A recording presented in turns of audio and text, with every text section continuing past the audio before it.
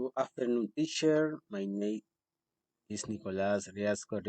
I'm going to talk about conversation in the restaurant. Are you ready? What would you like to order? I think I will have the roast chicken. Okay. Will you have green salad or potatoes? I prefer green salad. Okay. And would you like anything to drink? I guess I will have a glass of juice. Would you like anything else? Yes, I would like something later. Thank you. Would you like some dessert? Yes, I would like ice cream.